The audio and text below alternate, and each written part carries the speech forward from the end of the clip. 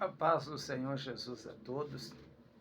Eu queria vos falar hoje aqui a respeito do dízimo e de ofertas. No livro de Malaquias, no capítulo 3, no versículo 10, que fala a respeito do dízimo e das ofertas, eu queria falar com vocês para quem estava destinado o dízimo do livro de Malaquias. Por que Deus estava pedindo? Lembrando a todos vocês que o dízimo nessa época não era dinheiro, era alimento. Vamos ver o que está dizendo? Malaquias capítulo 3, versículo 10, diz assim: Trazei todos os dízimos à casa do tesouro, para que haja mantimento na minha casa. E depois fazei prova de mim, diz o Senhor dos Exércitos. Se eu não vos abrir a janela dos céus e não derramar sobre vós uma bênção tal, que dela vos advenha a maior abastança. E por causa de vós repreenderei o devorador, para que não vos consuma o fruto da terra, e a vide no campo vos não será estéril, diz o Senhor dos Exércitos. Na verdade, o que é que Deus está falando? Deus está falando para os filhos de Israel trazer a 10ª parte daquilo que eles plantavam. Por exemplo, eles plantavam 10.000 metros de terra de pés de milho.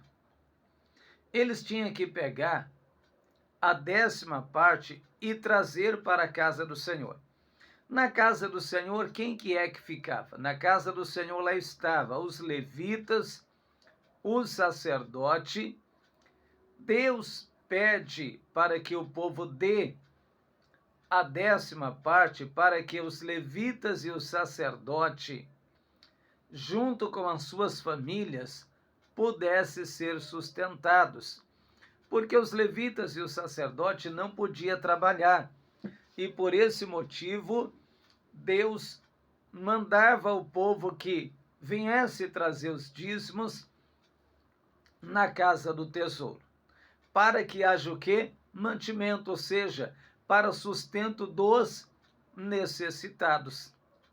Aí Deus fala assim: se vocês trazer a 10ª parte, vou abrir a janela dos céus, ou seja, vou mandar chuva, uma chuva tal que ela venha com maior abastança, vai molhar a terra de vocês e vocês vão poder plantar e poder colher. E por causa de vós, ou seja, por causa da atitude que vocês fizeram de dar a 10ª parte aos necessitados, vou repreender o devorador. Que devorador? O devorador que Deus está falando aqui é o diabo, como muitos pregam e ensinam. É Satanás? Não. O devorador aqui era os gafanhotos, o purgão, a lagosta e muitos outros insetos que devoravam uma plantação.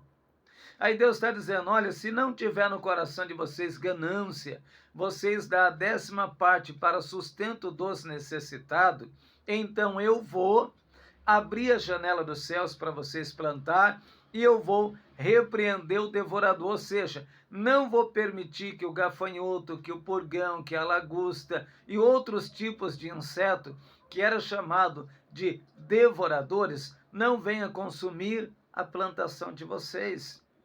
Agora, traduzindo para hoje, irmãos, hoje é devolvido na casa do Senhor, é dado dízimos e ofertas, tudo bem.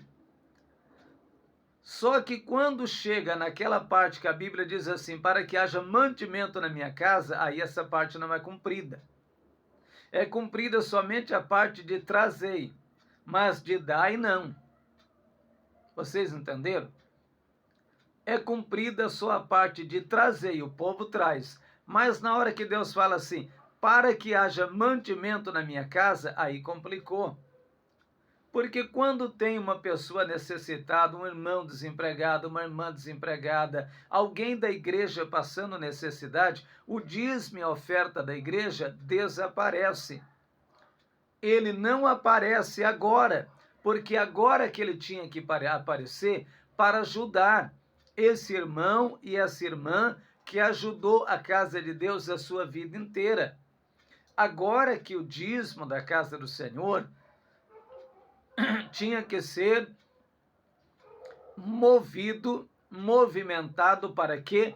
Para que houvesse mantimento àquele que está precisando, mantimento àquele irmão que está desempregado, aquela irmã que está desempregada.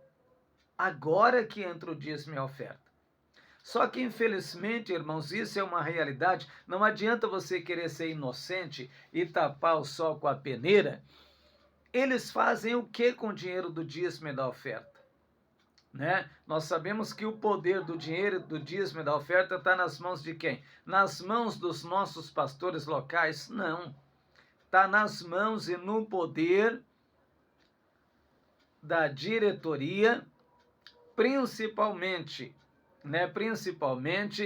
daqueles que ficaram como liderança da igreja. Por exemplo, a Deus e Amor com a família Miranda. Assembleia de Deus como aqueles que estão tomando conta da igreja, como liderança maior da igreja. Com eles fica o dinheiro. Só que quando você vai analisar a fundo, o que é que a gente começa a saber e a gente descobre? Que esse dinheiro, ele não é usado como a Bíblia ensina. Ele não é usado como a Bíblia nos ensina. Porque se fosse usado como a Bíblia nos ensina, irmãos, não tinha tanta gente necessitada, não tinha tanta gente perecendo, não tinha tantos irmãos passando necessidade, não tinha tantas irmãs passando necessidade se esse dinheiro fosse usado corretamente. E o que eles fazem com o dinheiro, então? Não seja hipócrita nem inocente. Claro, o dinheiro está nas mãos deles, e eles mandam e comandam sobre o dinheiro, claro, eles fazem aquilo que eles acham melhor. Eles tiram uma parte para fazer a obra de Deus, só que a maior parte fica com eles. Aonde quando você começa a puxar? Quando você começa a puxar, aí você vê que tem mansões, muitos imóveis no nome deles, carro de 500 mil, fazenda milionária. Muitos deles têm helicóptero, têm avião, têm jato, têm iate. Agora eu te pergunto, por favor, não seja hipócrita, deixa aqui a sua opinião para me saber depois. O dinheiro do dízimo é para isso? Você trabalha o mês todo, você luta o mês todo para você devolver o dízimo ali, para que haja mantimento na casa do Senhor, e depois eles fazem isso com o nosso dinheiro. É para isso? É para isso que é dado o dízimo e a oferta? Não é para isso.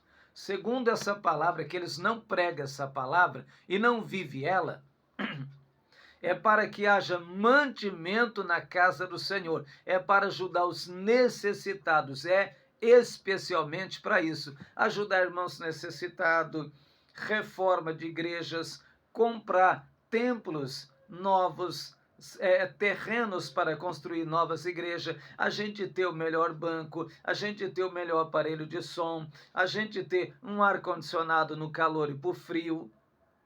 É para isso, irmãos, que serve o dinheiro que entra na casa do Senhor. E toda vez que a gente tiver um irmão, membro nosso, necessitado, a gente socorrer ele e ajudar. É para isso que serve o dízimo e a oferta da casa do Senhor. Mas nos bate uma tristeza muito grande no coração, sabendo que eles não estão fazendo como a Bíblia ensina. Muito pelo contrário. Muito pelo contrário. Eles estão enriquecendo cada vez mais, vivendo uma vida de glória, de luxúria, enquanto muitos dos seus membros estão até passando fome. E muitas vezes eles têm coragem de pegar esse dinheiro, pagar 20 mil para um pregador, mas não tem coragem de comprar uma cesta básica e dar para o seu membro. Muitas vezes eles têm coragem de pegar esse dinheiro do dízimo e dar para uma cantora vir cantar 2 hinos e levar 10 mil da igreja.